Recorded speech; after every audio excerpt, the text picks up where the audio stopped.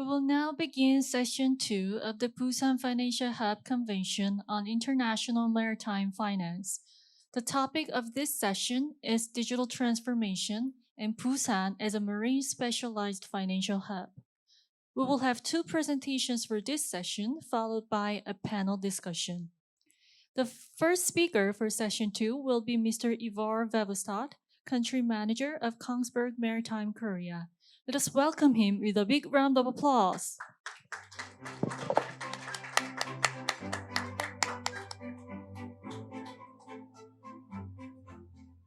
Thank you very much. And thank you very much to the organizers for inviting me to talk about digitalization today, honored guests, honored speakers. I've been given the monumental task of talking about digitalization in the marine industry for only 20 minutes.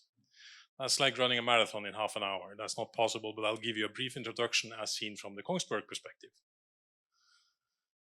Just to give you a little bit of context and a little bit of background on the Kongsberg company, we are a Norwegian company with more than 200 years of history in the base. We started in the mining industry, but now moving on into maritime and digital and defense space.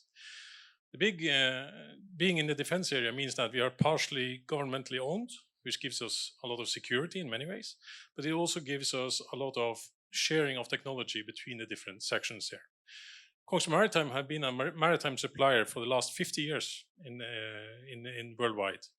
Kongsberg Digital is actually a fairly new subsidiary in Kongsberg, dealing with all the digital platforms and solutions for all the maritime vessels and platforms, and of course the defense part, which handles the totally different part of the business. Kongsberg Maritime, we are more than 7,000 employees worldwide. We are basically a company on all continents. We have countries or offices in 34 countries. We have a very global service network, 1,000 people. We have Kongsberg equipment on 30,000 operational vessels. If, depending on how you count, this means that we are basically on around 50% of the running vessels worldwide at the moment. So every second vessel will have one Kongsberg equipment aboard. Our main claim to fame was the dynamic positioning system, maintaining a vessel's position in either absolute or relative to someone or as a neighboring platform or a vessel. But after the acquisition of Rolls-Royce Commercial Marines in 2017, we ventured into the more mechanical parts with propellers, rudders, stabilizers, cranes, and so on. We have been in Korea since 1991, so we have a long relation with the maritime industry in Korea.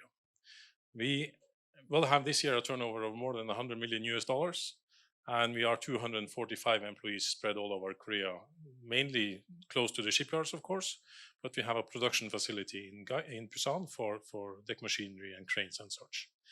And we are 245 people, 243 of which is Korean. So we are a Korean company in a Korean market for Korean customers. And as I said, given the history we have and the acquisitions we made, we have maybe the broadest portfolio of products in the maritime industry as a maritime supplier. We have everything from the propeller to the bridge. We do everything except the engine. And given the discussions we've heard a little bit about today on what kind of fuel are we going to lean on in the future, what kind of engines are we going to have, what kind of energy management systems are we going to have, I think this is a fairly good choice from us. We don't want to be part of that discussion. We want to be a solution provider around the engine. And there we can provide a lot of systems. But most importantly for today's topic is the digital part, where we have basically two sections in Kongsberg Maritime, in addition to our Kongsberg Digital, which handles the platform part. We have a digital solution with all our products, making sure that all our products are digitalized and integrated to each other. That is only the first step. As Mr. Tang pointed out, we need more signals. We need more data in order to achieve what we actually want to achieve. So that's why the next step of digitalization is actually what are we going to use it for? And that is maybe remote, or parts of it is remote operations, remote service, remote maintenance, and it's also more autonomous operation. Autonomous can be anything from level 4 or 5, depending on who you talk to. But autonomous operation is basically the foundation, or the foundation for autonomous operations is digitalization. So this is what I'm going to talk a little bit further about today. I joined a conference maybe a month ago where a representative from the Ministry of Trade and Industry and Energy, he talked about the 2Ds. I thought it actually was quite good, because we talk about 2Ds today. It's digitalization and decarbonization. We have covered the latter part here, but the only thing I can say, we won't achieve the second without the first here. We will not achieve any decarbonization goals unless we digitalize the marine industry to a greater extent than we do today. And here I can be a little bit tabloid, just to give you the context here. Digitalization in itself will not give us anything. It will take us nowhere, but it gives us the opportunities to go somewhere. Digitalization should not be proprietary.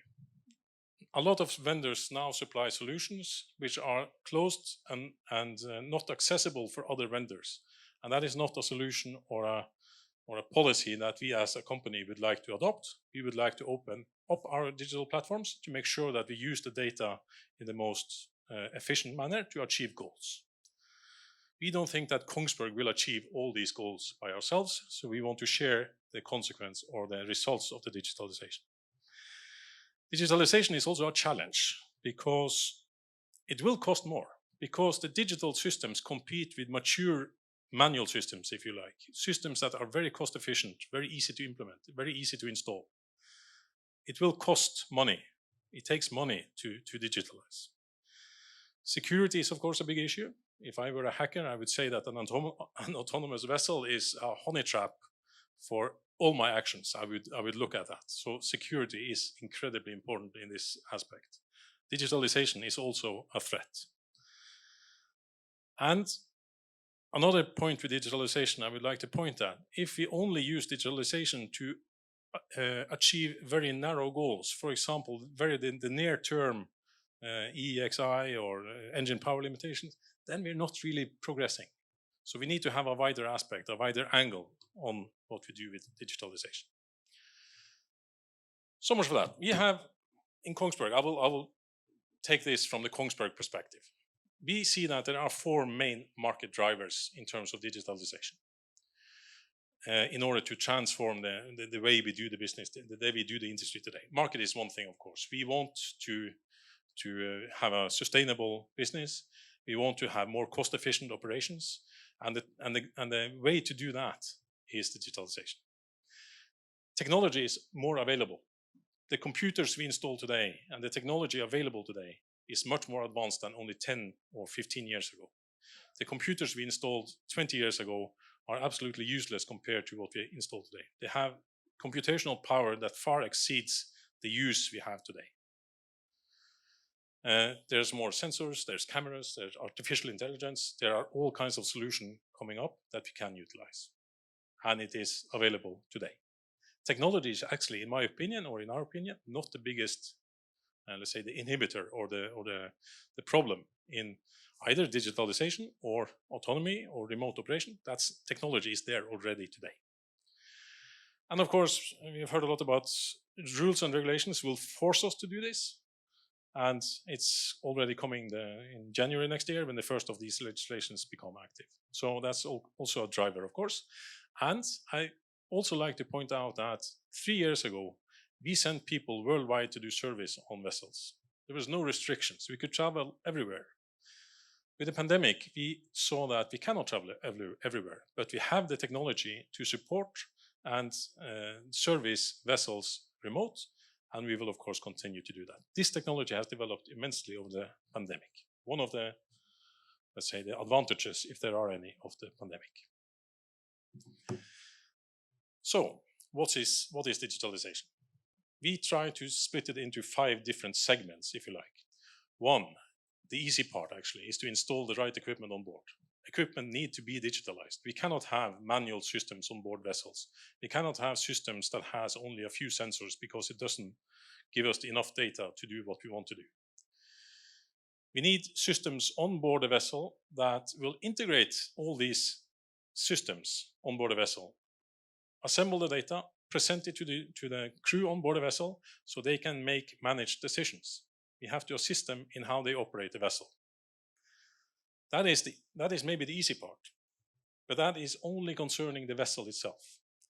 Then it comes to, if you really want some advantages there, we need to transport the data to shore or to the cloud, and that takes some infrastructure. We need a digital platform.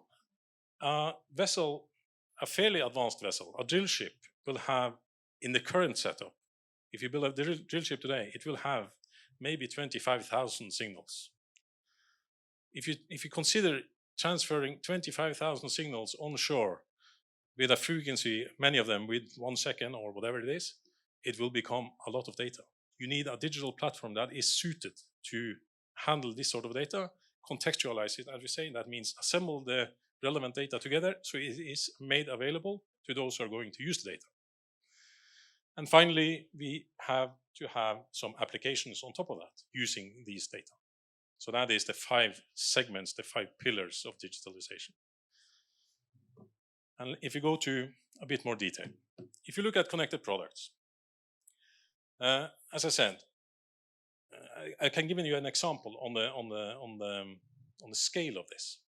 Kongsberg is heavily involved in autonomous vessels. We have built 2 barges in Norway that are built for fully autonomous operation, traveling or carrying trucks across a fjord, a distance of 30 minutes, and built to be fully autonomous, crewless operation within the next 3 years. This vessel is now operating, but with crew and a bridge on board. If you were to build this vessel or barge, this ferry, with traditional technology, you would need maybe 500 signals, opening and lowering the deck, fuel consumption, temperatures, whatever, navigation, everything. 500 signals, I think we could manage to build that small, simple vessel. If this is going to be fully digitalized, which it is now, we needed 5,500 signals to build the same vessel, meaning that we need to transfer all the data. All systems need to be digital, transfer all the data to shore, making sure that you can monitor, service, and operate them from a remote operating center. So that is the scale of autonomy, or making things autonomous. That's why we need digital systems on board the vessels.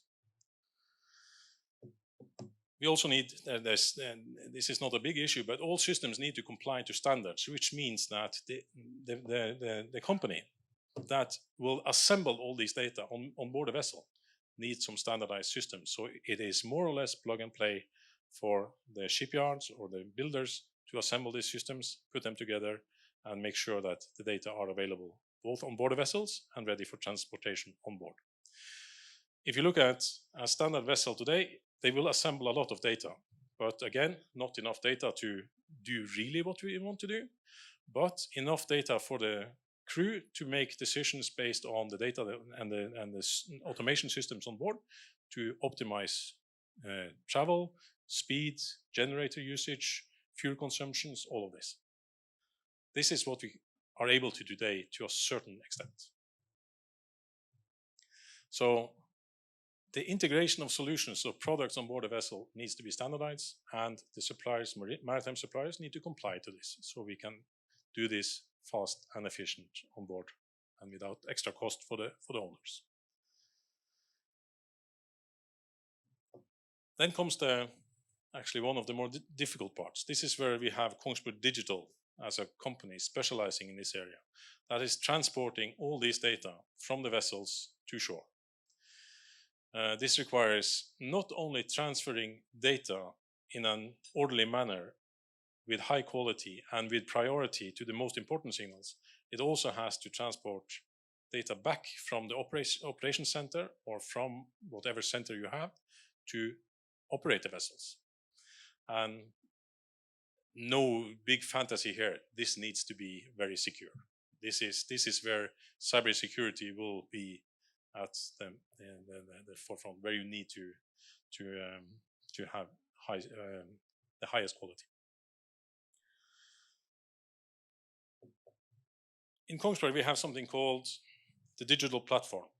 That is basically assembling all these data coming from the vessel, and what we call, as I said previously here, contextualize it, so that if you are an engine vendor or weather broadcast company or a fuel generator producer or whatever you are, you get access to all the relevant data put together for your system.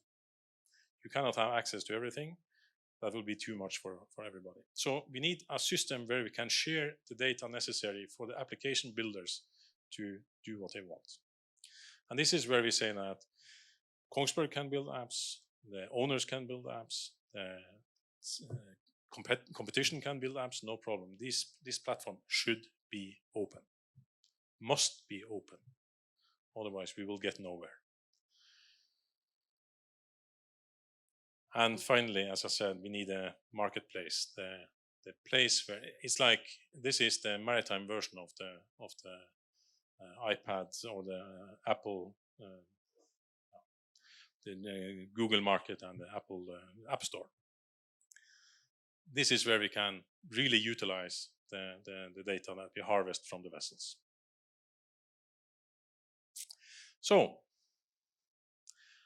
where does this take us? Well, as I said, going forward, we actually need more data on the vessels. We need more systems to be connected.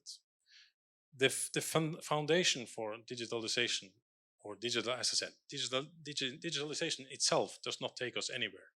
But the results of that, or the opportunities given by it, is where we want to look. And in order to do that, we need more data. We need more systems on board the vessel to be prepared for remote operation, for autonomous operation. We need to put more intelligence into them, and we need more data out from them so we can monitor, observe, and optimize the operation of the vessel. This goes for everything from hydraulic systems on board the vessels, to fuel systems, to engine control systems, to bearing wear control systems. Everything needs to be digitalized. Then we need connectivity. Optimizing one vessel at a time doesn't really help. We need to fleet management to learn from each other.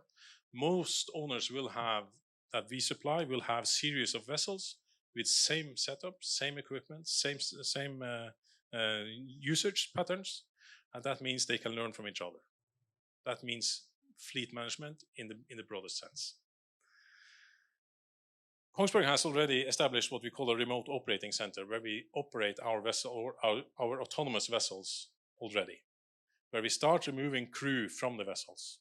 The last person from the vessel is, of course, the captain. We start to remove the technicians, the ordinary seafarers, because that role can be replaced by an operation center.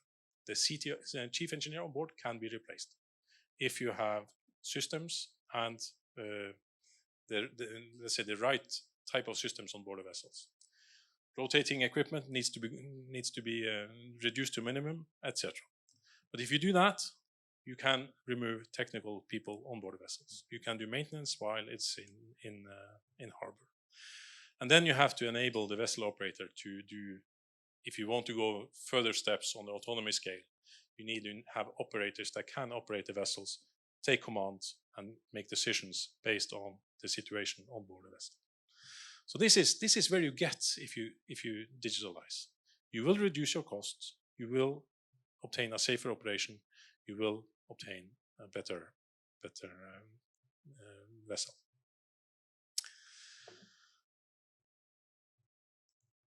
I said, if you look at, many people talk about maritime 3.0 or industry 4.0, and we call it maritime 4.0. Where will this take us? What is the? We have talked about decarbonization. That is basically the goals there are already set. Now it's a discussion, how do we get there? But on the digitalization part, there's a lot of other opportunities opening up. Like I said, remote and autonomy. And if you look at where we were before the pandemic, I would say from a Kongsberg perspective, only maybe 30, 40, maybe 50% of the vessels were digital connectable to the shore side. Now every single vessel with Kongsberg equipment on board will be connectable to shore. Every single one of them. That means that we have already set the foundation for transferring data from the vessel to shore. That is the first step. Then you can start talking about remote operation, remote service, remote assistance, remote analysis, remote monitoring. That is then the opportunity. We think that will happen. It is actually already happening in some of the vessels. Autonomy, I talked about during lunch today. Autonomy is basically two things, in my opinion. It is the nearshore version and it's the high seas version. The nearshore version, we will have, we already have remote operating vessels, part remotely operated, and this will be fully unmanned vessels, fully autonomous vessels within the next 3 or 4 years. High seas, I don't think we will see an LNG carrier traveling without crew for the next 10 years plus, because then you need totally different systems and totally different architecture on the systems on board the vessels and around the vessels. So this is the time perspective we're looking at. And if you went 10 years back, this would be science fiction. So this speed has really turned up for the last, I would say the pandemic maybe it's twisted it or started it really off. But this is something that is really catching today. So this is the, let's say, the Kongsberg view of the digitalization, or the opportunities that opens up with having more systems on board that has the capabilities to make the vessels remote and autonomous.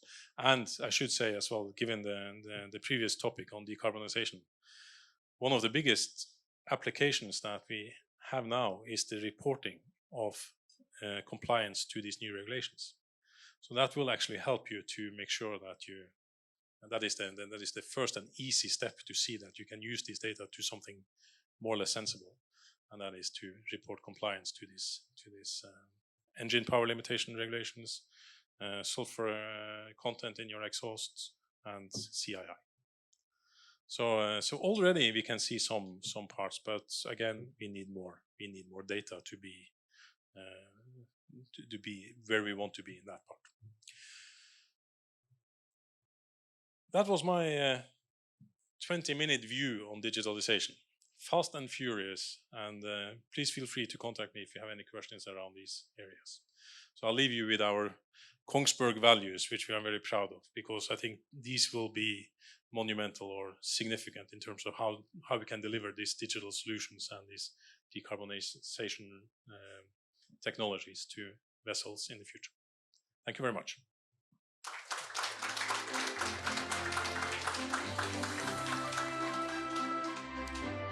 Thank you very much. The last presentation for today will be on using ship finance STO to promote private ship finance, delivered by Professor Yoon Hee-sung at Korea Marine and Ocean University. Let's welcome him with a big round of applause.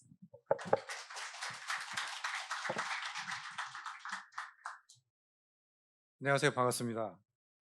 저는 한국해양대학교 해양금융대학원에 있는 윤희상입니다. 오늘 제가 말씀드릴 것은 그 해양금융의 STO를 활용하는 부분입니다. 아까 말씀하셨지만 굉장히 짧은 시간에 이걸 커버하는 것은 아주 도전적입니다.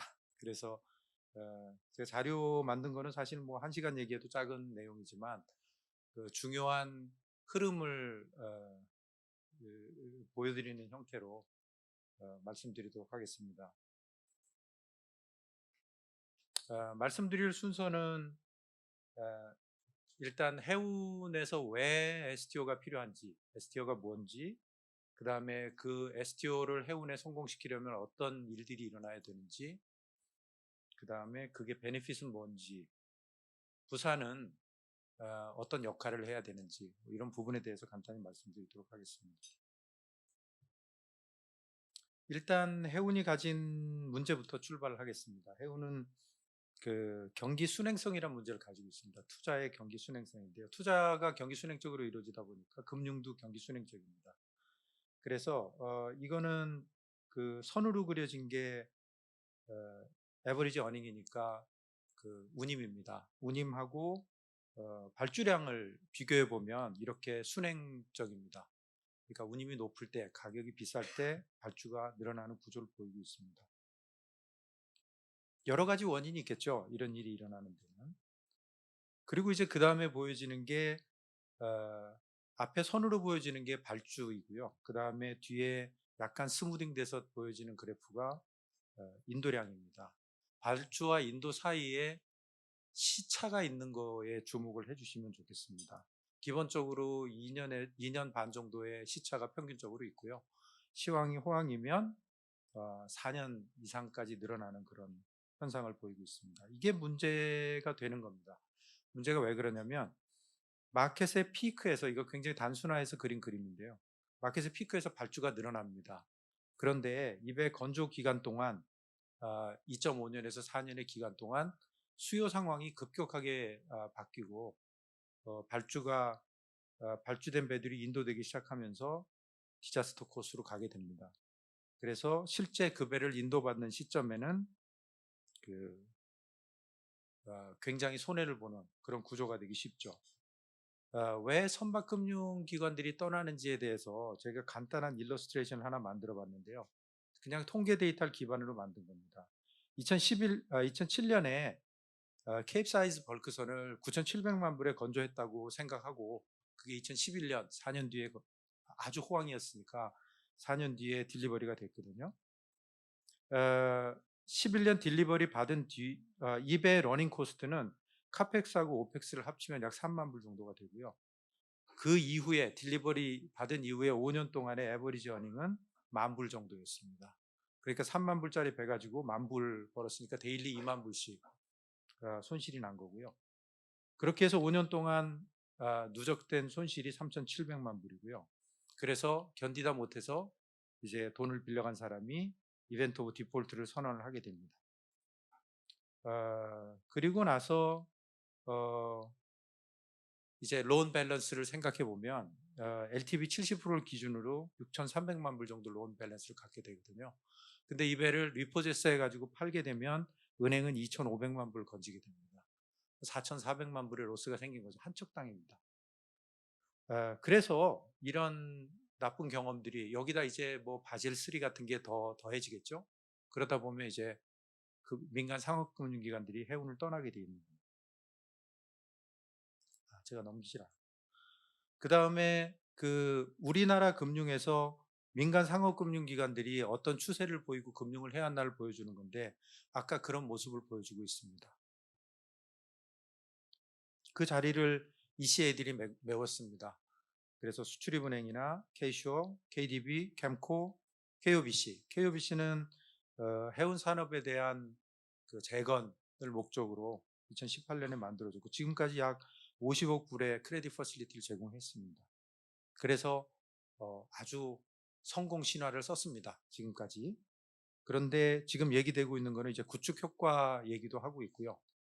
그 다음에 이게 과연 정책금융기관이 선박금융을 담당하는 게 서스테이너블한 거냐 하는 거에 대한 의문도 제기되고 있는 상황입니다. 그런 상황에서 돈의 흐름은 원활하지 않은데 ESG 때문에 선박에 대한 그 투자 수요는 늘어나고 있습니다. 그래서 제가 뭐 ESG에 어떤 규제가 있는지는 지금 여기서 다 말씀드리지 않겠습니다. 어쨌든 에너지 트랜지션이 필요하고 에너지 트랜지션은 선박에서 대한 새로운 투자를 필요로 합니다. 그래서 만 에너지 솔루션에서 예측한 바로는 연간 한 700억 불 정도의 선박 투자가 필요하다고 합니다. 돈은 엄청나게 필요한데 민간 상업금융기관에서 들어올 돈은 없고 정책금융기관이 이걸 커버할 수 없고, 그러면 솔루션이 나와야 되는 거죠.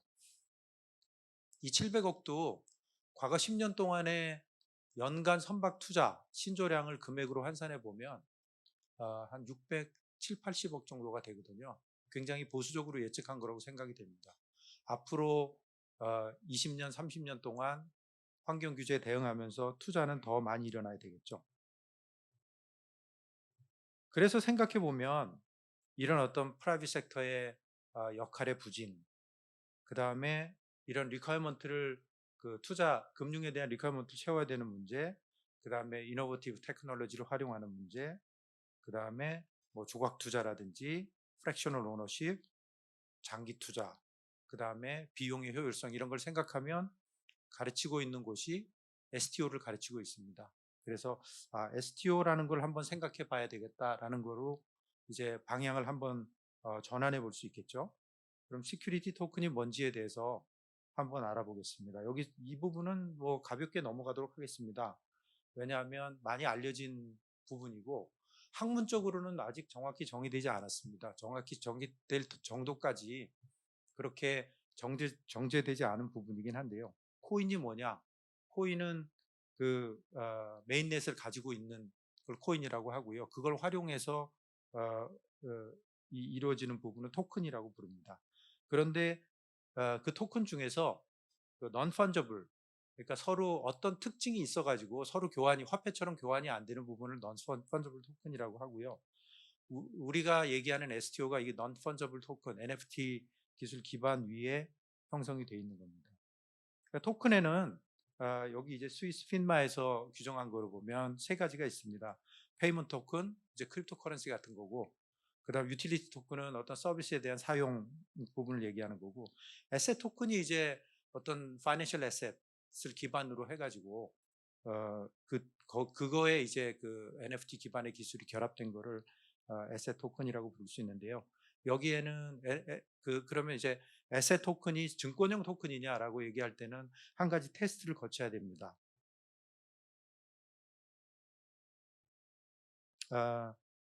그 테스트에 대해서 얘기하자면 일단은 그 다스에 대해서 먼저 얘기를 해야 되는데요. 미국의 SEC에서는 이거를 디지털 에셋 시큐리티라고 하고, 디지털 에셋은 블록체인 기술 에셋에 블록체인 기술이 적용돼서 이슈되고 트랜스퍼되는 것을 디지털 에셋이라고 하고요.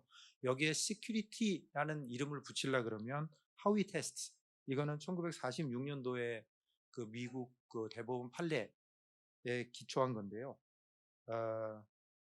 돈에 대해 투자가 있어야 되고, 커먼 엔터프라이즈여야 되고, 그 다음에 수익에 대한 기대가 있어야 되고, 그 다음에 내가 아닌 다른 사람의 노력에 의해서 프로핏이 창출돼야 됩니다. 이 네 가지를 충족시키면 그러면 증권이라고 부르는 거죠.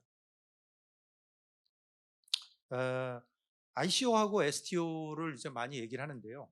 이 부분도 뭐 가볍게 다루고 넘어갈 부분입니다.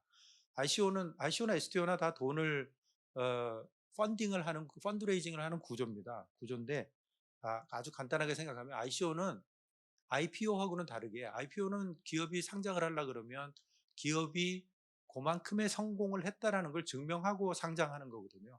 근데 ICO는 화이트 페이퍼라고 하는 사업 계획서만 보여주고 돈을 펀드레이징을 하는 겁니다. 그러다 보니까 계획대로 돌아가지 않으면 결과적인 프로드가 되기 쉽습니다. 그게 그런 형태고요. STO는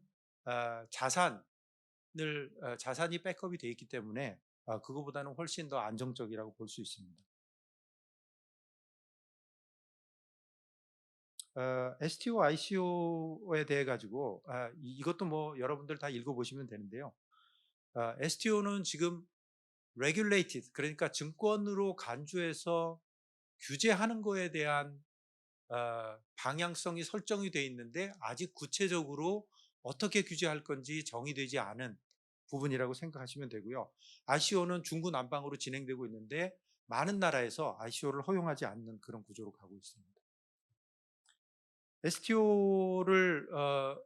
STO의 생태계는 레귤레이터가 있고, 그 다음에 플랫폼이 있고, 투자자가 있고, 그 다음에 리걸 서비스 하는 데가 있고, 또 거래소가 있고, 그 다음에 STO를 만들기 위한 어떤 기술적 기반을 제공하는데 자산을 보관하는 이런 여러 가지 주체들이 결합하면서 생태계를 형성하고 있습니다.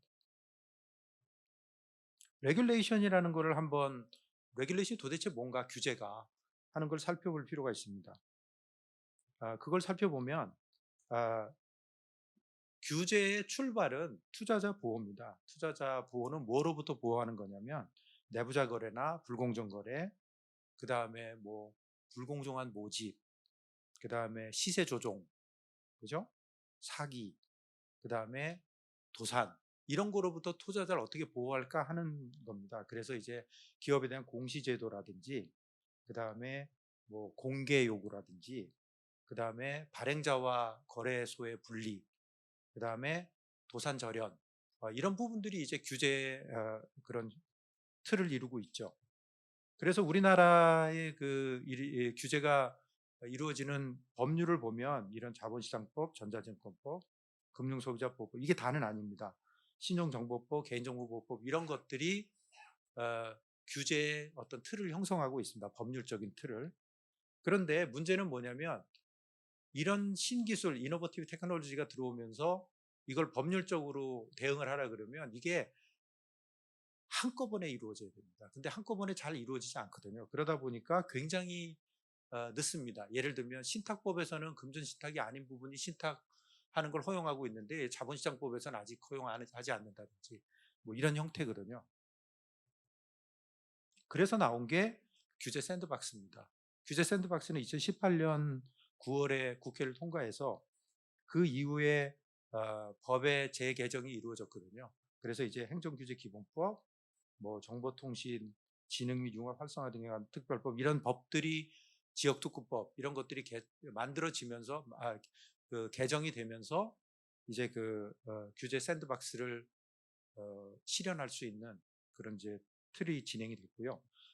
그래서 이제 진행되고 있는 틀이 이런 형태입니다. 뭐 산업 융합, 그 다음에 뭐 혁신 융합, 그 다음에 규제 자유 특구. 그런데 실제로 이루어진 걸 보면 여기 빨간색으로 표시된 금융위에서의 혁신 융합이라든지, 그 다음에 지역 중기부를 중심으로 추진되는 규제 자유 특구라는 형태로 지금 이제 진행이 되고 있는 거로 이해가 되고 있습니다. 그래서 그 사례를 보면 지금 여러분들 굉장히 많이 들으셨겠지만 신탁법 구조하에서의 카사 코리아가 부동산의 그 규제 샌드박스 하에서 실현이 됐고요.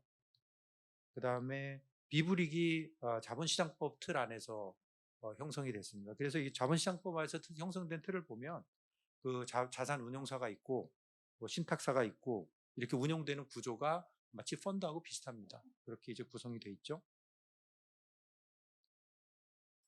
그러면 이제 해운의 이 선박금융에 STO를 어떻게 적용할 건가 하는 부분입니다. 일단 해외 사례를 먼저 보도록 하겠습니다. 해외 사례 보면 여기 shipono.io라든지 요 다음에 얘기하는 뭐 인피니티 마리타임, 그 다음에 이거 말고도 뭐 마베스트나 뉴쇼 인베스트나 해외에서 여러 형태로 진행이 되고 있는데 그리고 이제 인피니티 마리타임 같은 거는 로이즈 리스트가 2020년에 선정한 그 톱 10 쉽파이낸스의 제일 꼬랑지에 이렇게 올라가 있습니다. 그러니까 굉장히 혁신적인 금융으로 선정을 한 거죠. 하지만 해외에서 사례들을 보면 그렇게 인상적으로 그 성과를 내지 못하고 있습니다. 왜 그럴까요? 아직 제가 모두에 말씀드렸지만 규제에 대한 틀이 그렇게 어느 나라든 아직 이걸 어떻게 규제하고 하는 것에 대해서 명시적으로 이게 되어 있지 않다 보니까 굉장히 조심스럽게 소규모로 진행된 아주 스몰 석세스만 만들어낸 구조로 이렇게 진행이 되고 있는 겁니다. 한번 순진한 구조를 한번 그려보면 이렇게 됩니다. 플랫폼이라는 게 있고 거기 투자자한테 돈을 모아서 토큰 주고 그 다음에 선박을 신조해가지고 그 다음에 선박 관리회사가 신조관리도 하고 선박 운영도 하고 그 배를 장기로 용선 주고 용선료 나오는 거 가지고 배당을 주고 그렇게 해가지고 뭐 이렇게 하면 토큰을 들고 있는 사람이 그 일종의 투자증권에 대한 청구권을 가지고 어떤 장기적으로 그 배당을 받아가는 그런 구조가 되겠죠. 이런 구조를 조금 디벨롭 한번 해보는 걸 생각해 보면 일단은 블록체인 테크놀로지 이용하고 크라우드 펀딩하고 그 다음에 어떻게 해서든 시중에 풍부한 유동성을 끌어들이고 그 다음에 프랙셔널 오너십으로 그 투자 다변화하고 커런시 리스크도 쉐어링하고 그 다음에 성공적으로 펀딩이 돼서 아예 제로 기어링으로 가고 그 다음에 장기적으로 투자하고 장기적으로 대선하고 그 다음에 적절한 그 합법적인 테두리 안에서 이걸 이루는 방법, 이걸 생각해서 한번 디벨롭을 해볼 수 있습니다. 이렇게 해서 디벨롭을 하면 자본시장법 하에서 그려보면 이런 구조로 그려지게 됩니다. 이 구조는 자산운용사가 있고 그 다음에 신탁사가 있고 그 다음에 전자증권 등록하는 그 예탁결제원이 있고 그 다음에 익스체인지도 따로 있고 그다음 그 플랫폼도 있고 자산 관리 회사도 있고 이런 구조입니다. 이 구조 어디서 많이 보셨죠, 그죠? 어디서 봤냐면 선박 펀드 구조입니다, 이게. 그죠? 이거를 가지고 과연 STO가 가지는 메리트를 충분히 활용할 수 있는 건가 하는 생각이 들죠. 그래서 생각을 해보면 굉장히 복잡하고 융통성 없고 그 다음에 비용이 굉장히 많이 드는 구조입니다. 그래서 STO가 가지는 블록체인이 트러스트 기반으로 직접 거래하고 그 효율화해서 비용을 적게 들이고 하는 거에 메리트는 다 없어지고 모든 규제 하에서 그냥 따라가는 그런 형태로 보이거든요. 이게 무슨 비교 우위가 있을까? 이런 생각이 드는 거죠. 그래서 제가 그냥 메타포로 얘기하면 에어 트래픽을 마치 도로교통법으로 컨트롤하는 것 같은 느낌? 이런 느낌입니다. 이걸 어떻게 타개할 건가 하는 게 숙제죠. 그래서 우리가 이제 이걸 성공시키려면 어떤 그 성공 요인이 있을까라는 걸 한번 생각해 볼 필요가 있습니다. 그래서 생각한 게 일단은 선박 투자의 특성부터 먼저 알아봐야 됩니다. 선박 투자는 선박의 라이프가 25년입니다. 평균적으로 25년 정도 선박을 씁니다. 그러면 자금을 조달할 때 25년을 조달하는 게 가장 아이디얼하죠. 그죠? 그게 리파이낸스 리스크도 없고 안정적이고 그렇습니다. 그 다음에 해운은 상당히 캐피탈 인텐시브 합니다. 컨테이너 같으면 2억 2천만 불, 그 탱커 같으면 VLCC 기준으로 1억 2천만 불, 엄청난 돈이 들어가거든요. 그 다음에 해운 시황은 주기성이 있고 그 다음에 시황의 변동이 극심합니다. 그래서 이 문제하고 결합해서 생각해 보면 성공적인 요인은 저 밑에 표시된 탈규제, 규제를 어떻게 벗어날 건가 하는 거하고 어떻게 해운에 텍스 베네핏을 줄 거냐 하는 겁니다. 이 문제는 해운이 왜 텍스 베네핏을 누려야 되는지 라는 거에 대한 문제를 귀결이 되는데요. 그 문제는 논외로 하겠습니다. 그 문제까지 얘기하면 얘기가 다른 곳으로 흐르기 때문에요. 그래서 디레귤레이션을 하게 되면 코스트 이피션시가 생기고 그러면 선사들의 코스트 컴페티티브니스가 생기고 석세스풀 펀딩도 되고 그러면 제로 데트도 일어날 수 있고 그래서 결국 우리가 어치브하는 거는 투자자 입장에서는 인베스트먼트 충분한 인베스트먼트 리턴을 확보할 수 있고 해운회사 입장에서는 롱텀 서바이벌이라는 문제를 해결할 수 있게 됩니다. 여태까지 해운회사가 가지지 못했던 호사입니다. 해운회사는 마켓 사이클이 밑으로 꺾어질 때마다 망해왔거든요. 그걸 반복하지 않는 어떤 클루로서 이런 걸 생각해 보는 겁니다. 그래서 텍스 베네핏이 있으면 텍스 베네핏이 있어야 장기로 투자하게 되고 장기로 투자해야 장기로 대선할 수 있고 그래야 해운이 여태까지 고질적으로 가지고 있었던 경기 순행성의 문제를 해결하고 경기 역행적인 구조를 만들 수 있게 됩니다. 텍스 베네핏의 예를 몇 가지 들어보겠습니다. 장기 투자에 대한 면세, 세금 혜택은 이미 있는 구조입니다. 근데 조금 더 25년이라는 기간을 길게 놓고 보고 생각해 본다면 장기 투자에 대한 상속세 감면, 소득세 감면, 그 다음에 선박에 대한 가속상각, 그 다음에 그러니까 지급하지 않은 디비던드에 대한 그 배당에 대한 텍스 디퍼럴, 텍스 이연 이런 쪽 생각해 볼 수 있겠죠. 그래서 이렇게 하게 되면 해운은 일단은 비용 경쟁력을 갖게 됩니다. 그 다음에 카운터 시클리컬리티 그러니까 시황 역행성도 갖게 되고요. 그 다음에 코스트가 경쟁력이 있기 때문에 자기가 오퍼레이셔널한 부분에 역량에 집중할 수 있게 되고 그 다음에 해운의 어떤 다른 모델, 선주 모델 같은 것도 개발할 수 있는 여지가 생기게 됩니다. 선박 금융 측면에서는 외부의 풍부한 시중 유동성이 해운으로 들어오게 되는 어떤 채널을 갖게 되고 그런 면에서 역할을 하게 되고 그 다음에 4차 산업혁명의 기술을 그 혁신금융기법을 적용하는 그런 효과를 갖게 되고요. 조선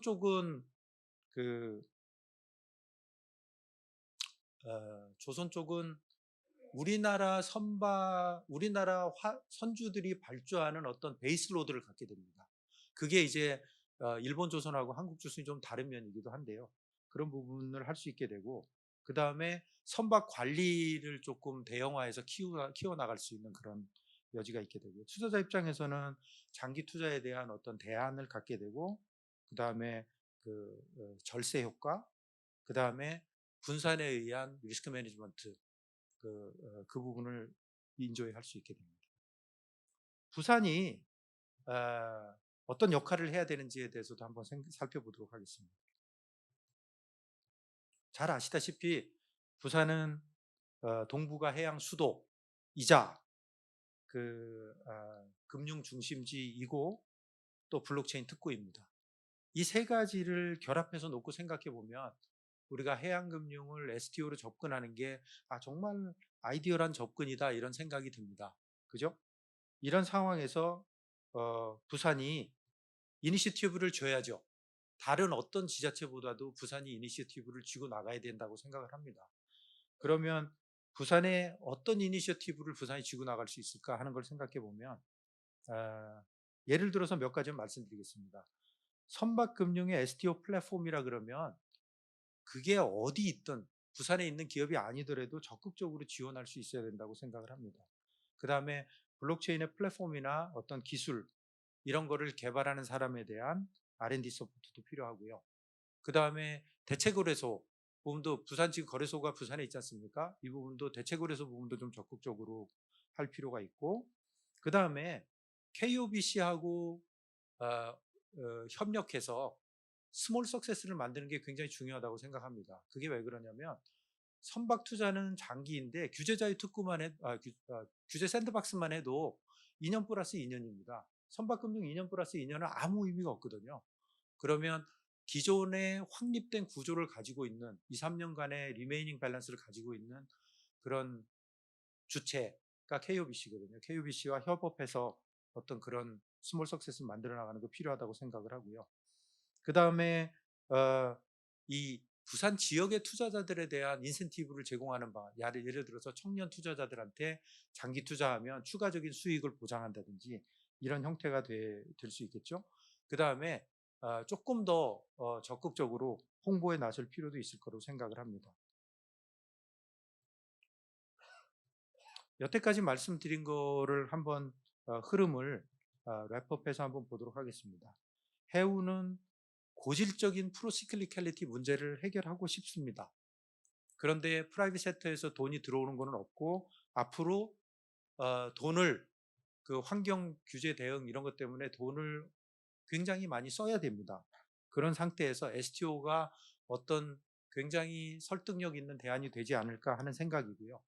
그런데 규제 샌드박스는 해양금융에서는 어떤 성과를 못 내고 있는 게 사실입니다. 그래서 아주 빠른 규제 완화, 그 다음에 텍스 베니핏, 그러니까 세제 혜택을 제공함으로써 그런 어떤 혁신적인 금융의 진행을 이런 어떤 제도가 서포트하고 가는 그런 모습이 필요하다고 보고요. 부산이 아까 말씀드렸지만 동북아 해양 수도로서 또 금융 중심지로서 블록체인 특구로서 이니셔티브를 쥐고 적극적으로 이 선박금융 STO에는 대응을 해나가야 된다, 이렇게 생각을 합니다. 제 발표 이걸로 마치겠습니다. 경청해 주셔서 감사합니다.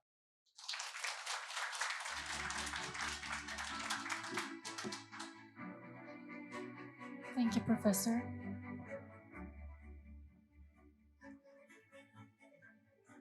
We would like to thank the speakers for session 2 once again for sharing their valuable insights with us. Now we will move on to a panel discussion. Ladies and gentlemen, the stage is being set for the discussion, so I ask for your kind patience. We will have one moderator and 4 panelists for the discussion, and I will introduce them to you right after the stage setting is finished.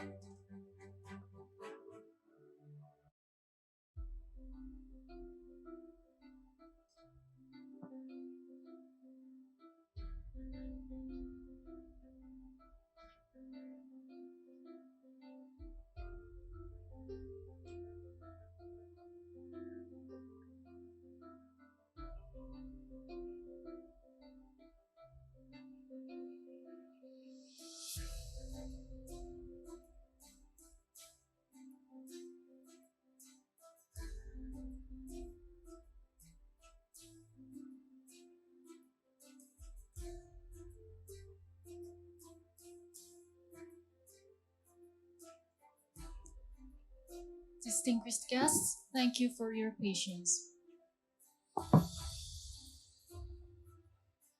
I will now introduce the moderator for the panel discussion. The moderator is Dean Lee Hwan from Korea Maritime and Ocean University, Graduate School of Maritime Finance.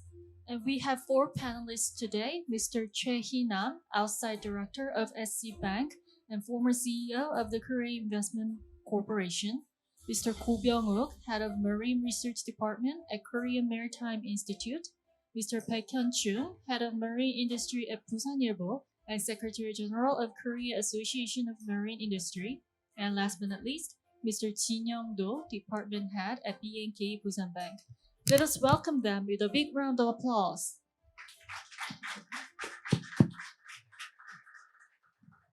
여러분들 장시간 저희 오늘 그 해양금융 발전에 대해서 여러분의 발제를 들었고 또 지금 마지막 그 패널 투어 시간을 갖게 되었습니다. 저는 조금 전에 소개받은 바와 같이 한국해양대학교 해양금융대학원을 맡고 있는 이기환입니다. 오늘 그 저희들이 애초에 주어진 시간은 한 40분이었는데 지금 아시다시피 우리 이태원 참사로 인해 가지고 조금 일정이 변경되다 보니까 토론 시간이 한 25분 내로 맞춰 달라는 행사 주최 측의 요청이 있어서 저도 준비한 것을 모든 것을 생략하고 바로 이 토론에 들어가서 조금 원활한 어떤 진행이 되도록 그렇게 노력하겠습니다. 이미 우리 축사 때도 이야기 있었지만 사실 부산이 그동안 한 10년 동안에 이런 행사를 해왔다는 것은 상당히 의미가 있다고 저는 생각됩니다. 그래서 오늘 그 해양금융의 어떤 탄소 중립 또 디지털화 또 그 투자 해양금융 투자 분야에서 여러 어떤 다양한 그런 접근 이런 부분들을 상당히 논의되고 시적절하지 않았나 생각합니다. 그럼 저희가 오늘 토론자를 모신 분들의 그 토론 순서는 이미 저희 그 프로그램에 나와 있는 그 순서대로 할까 합니다. 우리 그 첫 번째로는 그렇게 순서대로 하게 되면 우리 최희남 전 한국투자공사 사장님이 아마 되겠습니다. 우리 최 사장님은 여러분 아시다시피 여기 아까 소개되었었지만은 기획재정부에서 여러 주요 직책을 역임하시고 또 제가 알기로 또 투자공사 사장뿐만 아니라 우리 그 외교부에서도 금융협력대사도 역임하시고 하는 다양한 경력을 갖고 있어서 오늘 좋은 말씀을 주시리라 생각합니다. 그러면은 우리 최 사장님 주로 아마 그 하나투자금융의 김 부장과 또 요순 교수님의 발제 중심으로 토론해 주시면 감사하겠습니다. 예, 감사합니다. 제 소개해 준 것 중에 제일 중요한 거 빼먹으셨습니다. 저기 부산 국제금융 포럼 멤버입니다. 사실 저는 뭐 선박금융, 해양금융 이렇게 그 분야의 전문가는 아닙니다. 그렇지만은 제가 제 경험을 바탕으로 우리나라 선박금융의 특히 민간 영역의 그 활성화를 위해서 무엇이 부족한지에 관한 고민을 좀 해봤습니다. 뭐 아까 우리 한국 해운업, 선박업 뭐 다 묶어서 같이 얘기를 하지만 프로시칼리티 문제가 있다는 거하고 그 다음에 선박금융의 대부분이 그 은행 중심으로 돼 있다. 그래서 사실 프라이빗 섹터가 참여하기에는 상당히 제약적이고 은행 말고 다른 플레이어는 한국에서는 그 정책금융기관이 상당 부분 그 선박금융을 담당을 하고 있습니다. 그래서 이러한 뭐 조선업 선박금융의 큰 특징상 개인 투자가들이 참여할 자기 여력은 없지만 아까 마지막 세션에 윤 교수님이 STO 방식을 또 아이디어를 제시를 했습니다만은 제가 느끼기에는 우리 뭐라 그러나요? 우리나라 해운사들의 용선 비율이 상당히 지금 보니까는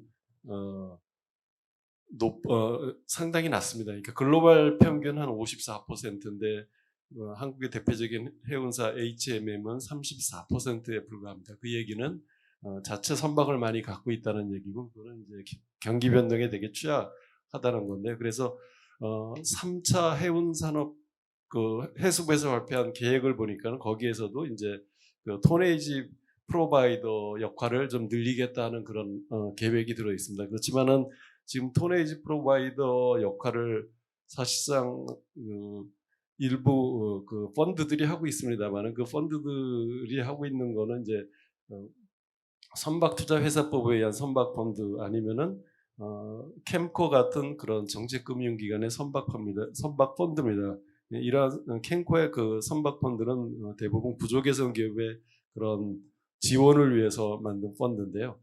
제 생각에는 지금 우리 해운진흥공사나 KDB, 엑신 같은 정책금융기관들이 그 토네이지 프로바이더의 LP를 참여를 해가지고 그 펀드를 운영하는 운영사를 선정을 해서 일종의 마중물 같은 그런 역할을 한다 그러면 민간 LP들도 같이 그런 토네이지 프로바이더 펀드에 참여를 할 수 있을 것 같습니다. 이게 뭐 현재는 되게 그 여러 가지 리스크 때문에 활성화도 안 되고 전문성도 없어서 활성화가 안 되고 있지만은 제가 알고 있기로는 우리 해운진흥공사 같은 경우에는 뭐 대출 보증으로 되게 업무가 제한돼 있어서 그런 정책금융기관들의 그 투자 업무까지 좀 할 수 있도록 한다 그러면, 이런 토네이지 프로바이더 펀드의 LP로 역할을 한다 그러면 저는 선박금융의 그 상당한 민간 영역이 늘어날 거라고 생각을 합니다.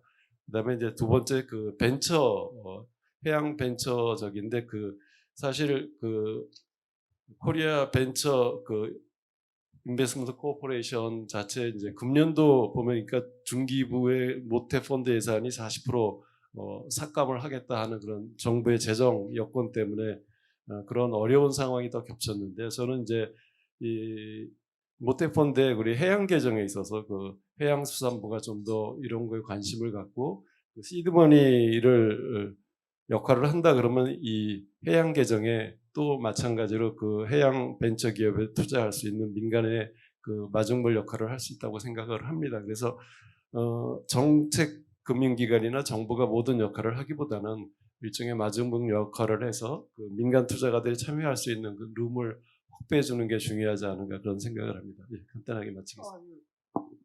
시간을 거의 정확하게 지켜주셔서 감사드립니다. 토론자 우리 한 5분 정도 아마 하시면 될 것 같은데 제가 그걸 말씀 못 드리지만 잘 정리해 주셔서 감사합니다. 우리 최 사장님이 귀한 의견 감사드리고요. 그 다음에는 우리 한국해양수산개발원의 고병욱 해운연구본부장님께서 주로 오늘 이마르 베이보 스타드 지사장님께서 발제하신 그 해양산업의 디지털화에 대해서 중점적으로 좋은 의견을 제시해 주시면 감사하겠습니다. 예, 부탁드립니다. 예, 감사합니다. 예, 한국해양수산개발원의 고병우입니다. 예, 아까 베보스타드 한국 지사장님께서 이제 그 가장 대표적인 그 해양산업의 디지털 전환 사례 자율운항 선박에 대해서 말씀이 있으셨습니다. 저는 이제 여기 계시는 분들이 이제 마리타임을 생각하시는데 금융 쪽의 관점으로 많이 보시는 것 같아서 지금 선사하고 조선소에서 어떤 디지털 전환이 있는지 간단하게 좀 말씀을 드리고자 합니다. 먼저 뭐 이렇게 아시는 것처럼 디지털라이제이션, 이제 디지털 트랜스포메이션은 구분을 해야 되고요. 예, 디지털라이제이션은 이제 디지털 아닌 거를 이제 디지털화 시키는 뭐 예를 들어서 IoT 부착하는 그런 행위들입니다.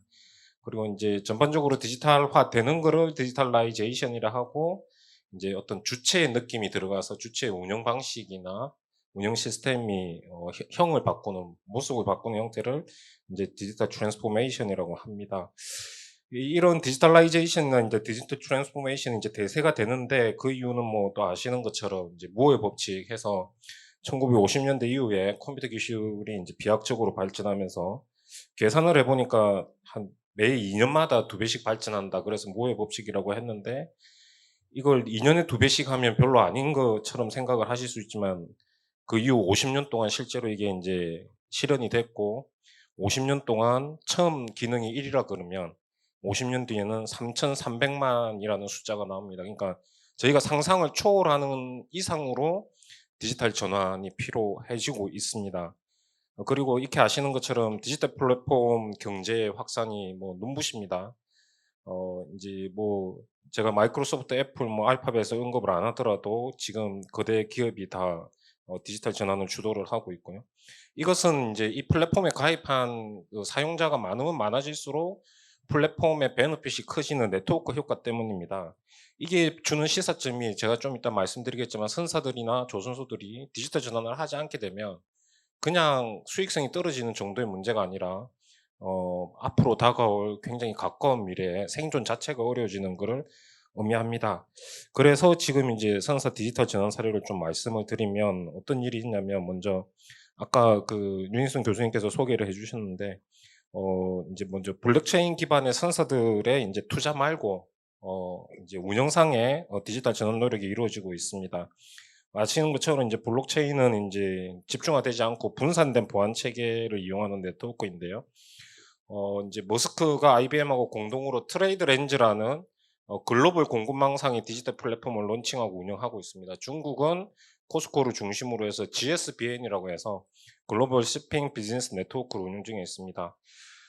이게 이제 공급망상의 이제 거래와 신고가 이제 이 분산된 그 보안을 가지고 있는 네트워크상에 이루어지는데 이미 연간 수백만 건이 이 블록체인 기반의 디지털 플랫폼을 중심으로 거래가 이루어지고 신고가 이루어지고 있습니다. 두 번째로는 글로벌 선사들이 온라인 선복 예약 시스템을 지금 마케팅에 활용하고 있습니다. 머스크는 전체 물동량의 25%, 하팡 로이드는 15%입니다. 2년 전 기준이니까 지금은 훨씬 더 비중이 높아졌을 겁니다. 다른 글로벌 선사들 다 지금 운영을 하고 있고요. 우리 선사 HMM도 올해 6월에 하이 쿼터 이제 마케팅 하기는 하이 퀴시라고 합니다. 온라인 부킹 시스템을 출시를 했습니다. 세 번째가 아까 그 베보스타드 지사님 설명해 주셨던 IoT를 활용한 디지털 전환 전략이 있습니다.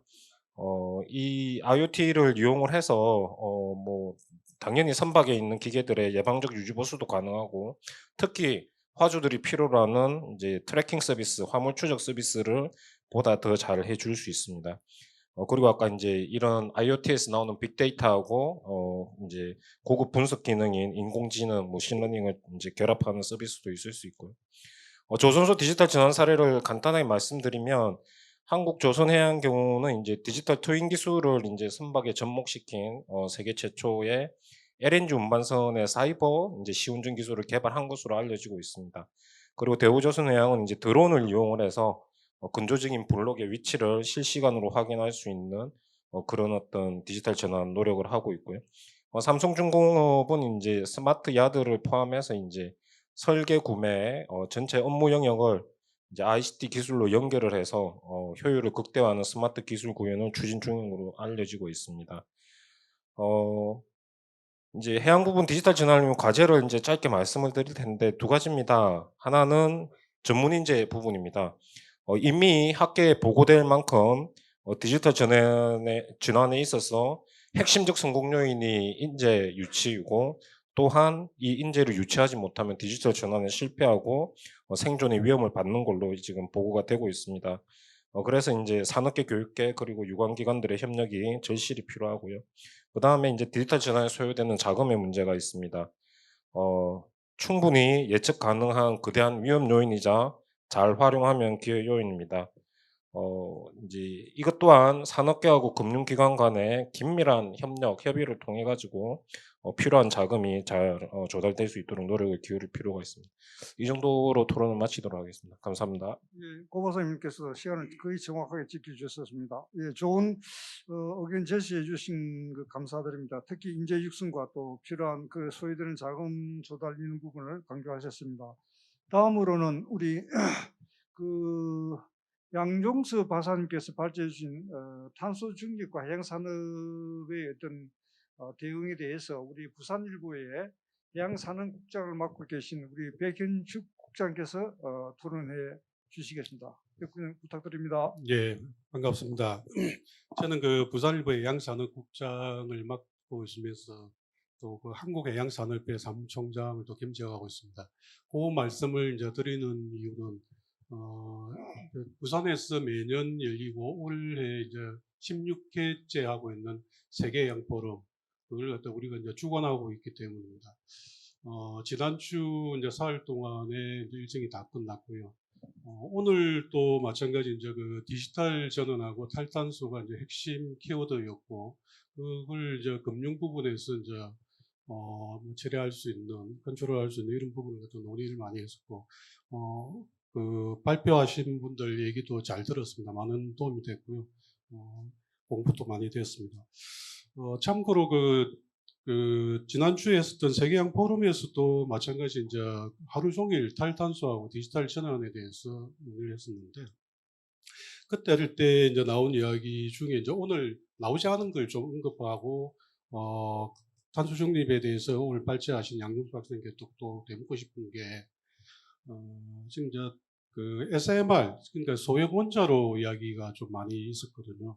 내년에는 이제 이 부분에 대해서 우리 또 많이 좀 더 폭넓게 하려고 하는 측면도 있는데, 사실 탈탄소는 어차피 목표이기도 하고 반드시 넘어야 될 이제 허들이기 때문에 어쩔 수 없다는 거는 오늘도 다 공동적으로 나온 거는 맞습니다. 다만 이제 이제 에너지 부분에서 이제 수소라든지 또는 암모니아라든지 메탄이든지 여러 가지 이제 선택지는 있지만은 어느 하나 또 지금 그 양동수 박사님께서 말씀하셨지만은 어느 쪽으로 전폭적으로 이렇게 투자할 수도 없는 그런 어떤 애매모호한 어떤 상황이 계속 이제 이어지고 있기 때문에 이제 그런 상황에서 이제 SMR 같은 경우에는 요즘에는 게임 체인저가 될 수 있겠다 하는 게 이제 좀 계속 이야기가 다시 또 새롭게 뜨고 있는 셈인데, 그 부분에 대해서도 좀 언급을 좀 해주셨으면 좋겠다는 생각이 들고요. 그 다음에 여전히 이제 그 기술의 이제 그 문제이기는 하지만은 그 몇 년 전과 달라진 거는 이제 언론의 입장에서 이제 보는 겁니다. 저는 뭐 어차피 이제 해양이나 조선 항만 쪽에 전문가는 아니기 때문에 좀 이제 평범하게 좀 말씀드리고 싶은데, 기술의 문제가 여전한 것은 맞지만은 그 최근에 또 달라진 부분은 기술의 문제를 극복할 수 있다는 자신감이 최근에 많이 들었다는 걸 느낍니다. 그거는 많은 전문가들로부터 이제 느끼는 거고, 특히 아까 지게 그 이바 베보 스타드 이제 공스버그 한국 지사님도 말씀하셨지만은 기술은 더 이상 문제가 아닐 수 있다 하는 부분 저도 상당히 좀 공감하는 부분이고요. 다만은 이제 그 자율 운항 부분에 약간 4년 뒤에 완전 자율 운항이 가능하다고 하셨는데, 이제 그게 선박의 규모에 따라 가지고 많이 달라질 수 있겠다. 그러니까 작은 소형선이야 그렇게 되겠지만은 실증선이나 가능하겠지만은 좀 대형 선박 대항을 하는 것까지도 그렇게 포함하셨는지에 대해서는 조금 의문이 있어가지고 한번 확인차 한번 질문을 좀 드리고 싶다는 생각이 듭니다. 그리고 그 같은 맥락에서 또 이제 디지털 자료의 어떤 중요성도 이제 언급을 하셨는데, 사실 이제 그 부산 같은 경우에 이제 항만 또 신항 같은 게 일부 이제 그 무인 쪽으로 이제 전환을 하고 있기 때문에 상당히 이제 그 디지털 자료에 대한 어떤 이 부분이 굉장히 부산도 굉장히 중요해졌거든요. 그래서 이제 그런 부분에 대해서 사실은 그 로컬에 대한 어떤 금융적인 지원이라든지 딱 또 보안 그 스마트 보안과 관련된 이런 부분에 대해서 금융 지원 부분은 그렇게 언급되지 않는 것 같아서 금융당국이나 이쪽에서 좀 관심도 좀 촉구하고, 그다음에 지역에서 그런 부분에 대해서 좀 뭔가 개발을 한다든지 R&D를 하려고 할 때 적극적인 어떤 그 카테고리를 만들어주면 좋겠다 하는 생각도 좀 아울러 들고 있습니다. 그리고 양종수 박사님 말씀하셨듯이 해운 쪽에서는 해운대로, 조선 쪽에서는 조선대로 어느 한쪽이 먼저 솔루션을 끄집어낼 거라고 하셨는데, 이번에 이제 우리 세계양 포럼에서 이제 다룬 것처럼 어떻게 보면 처음은 아니지만은 나름대로 해운, 조선, 심지어 항만까지 같이 이 복합적으로 논의하는 장을 한번 만들어봤는데, 역시 그 자리에서도 어떤 특정한 어떤 답이 나온 거는 아니지만은 협의할 필요가 있다. 그런 협력할 필요가 있다는 그런 가능성을 확인했다는 것을 이 자리에 계신 분들에게 한 번 더 말씀을 드리고 싶습니다.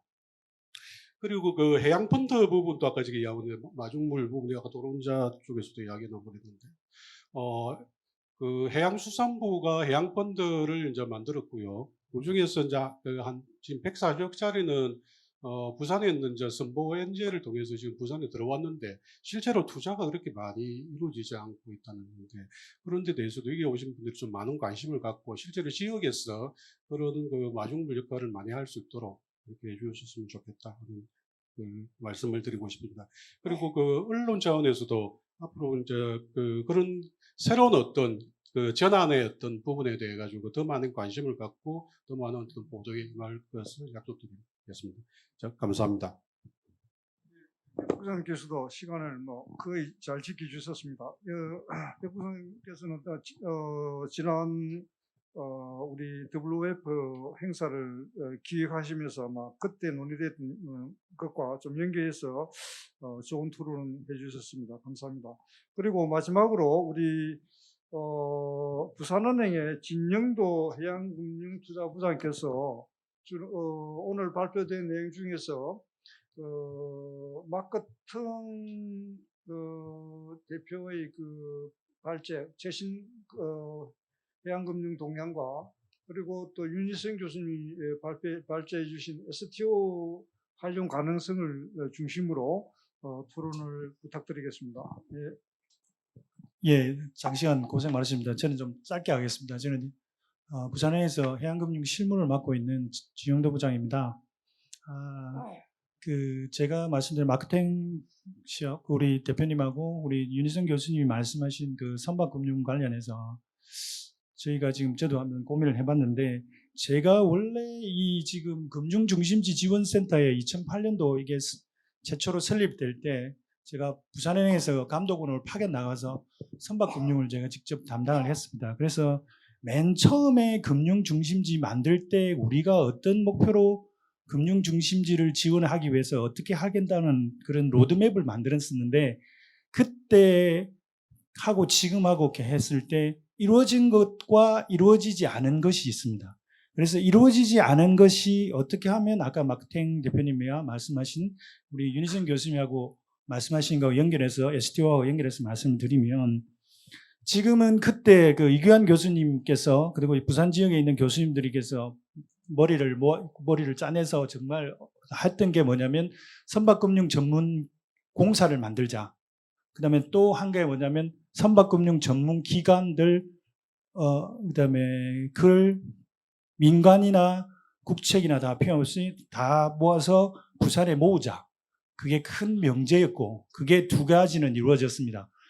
그게 이제 KOBC가 만들어진 거고 그게 지금 어떻게 보면 KOBC가 그 역할을 충분히 지금 하고 있고 그리고 지금 해양금융종합센터 아실 겁니다. 거기 K엑심, KDB, 그 무보, KCO 이렇게 다 와 있고 그런 역할을 하고 있고 그거는 이루어진 거고 그러면 그 다음에 안 이루어진 것들을 얘기를 해보면 지금 제가 생각하기에는 그때 우리가 목표했던 게 외국계 금융기관이라든지 그 다음에 국내 민간 금융기관을 유치하려고 했는데 거의 안 이루어졌습니다.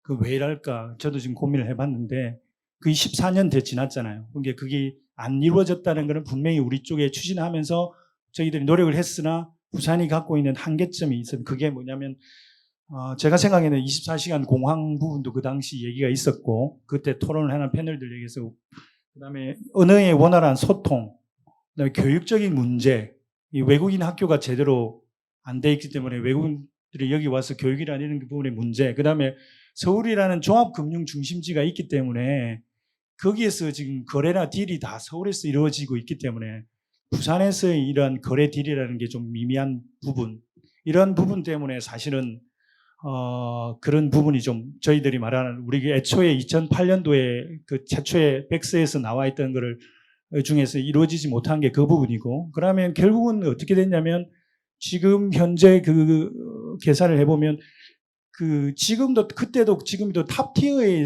해운사들은 지원을 여전히 잘 받고 있는데 지금 중소선사 지원 문제는 여전히 해결이 안 되고 있는 문제 그리고 그때도 지금이도 이게 우리가 면 에셋 플레이어들을 좀 많이 늘려야 이게 금융 중심지로 선박 금융 중심지로 될 건데 에셋 플레이어들이 만들어지지 않는 시장 이 부분이 저희들이 생각했을 때 제가 생각했을 때는 아마 그렇지 않은가 이 원인이 아닌가 그러면 거기에 대한 해답은 지금까지와는 완전히 다른 새로운 금융 어프로치가 필요하다. 그런 의미에서 STO는 분명히 의미가 있다. 저는 그렇게 생각하고 그러나 내가 선박금융 실무자의 입장에서 STO는 지금 조각 투자로 소액의 뭐 100만 원에서 500만 원 정도 단기 그리고 뭐 수익률 20-30%를 보는데 우리가 하는 이 선박금융은 수익률 20-30%를 주하고는 절대로 가능한 그 분야가 아닙니다.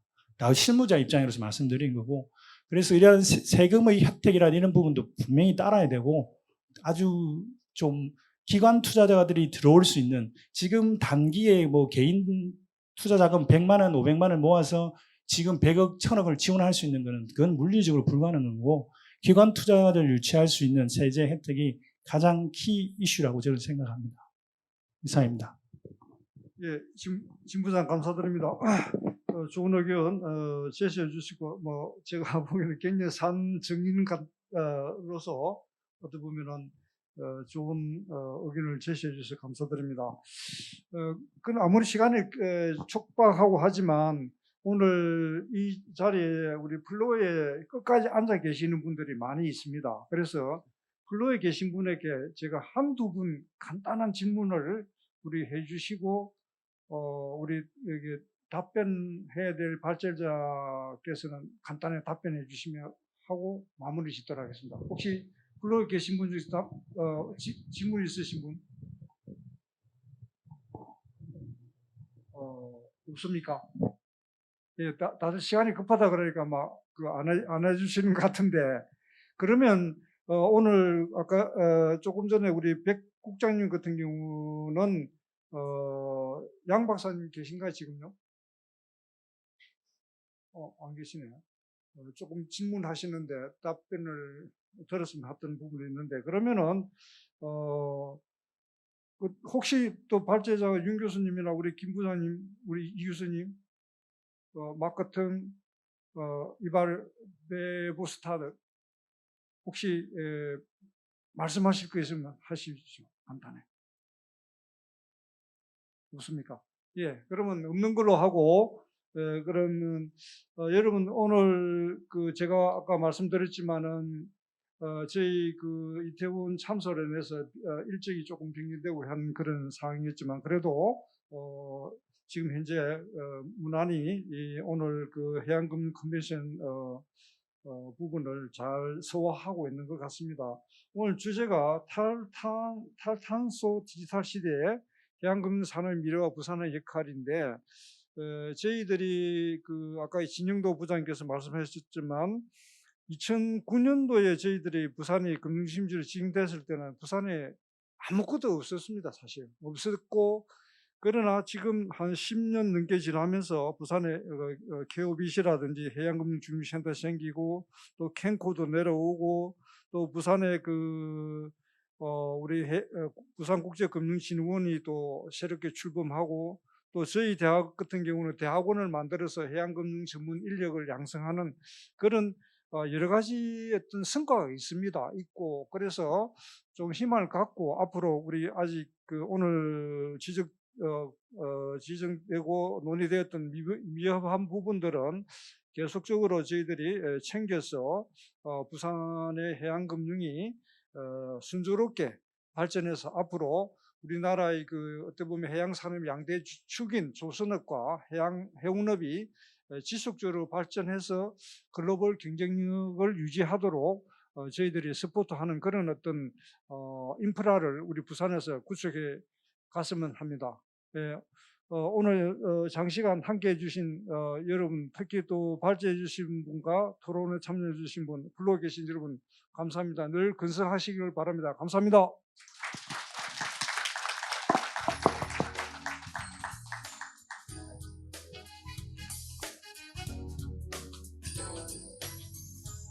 Let us give Professor Lee and the panelists another big round of applause.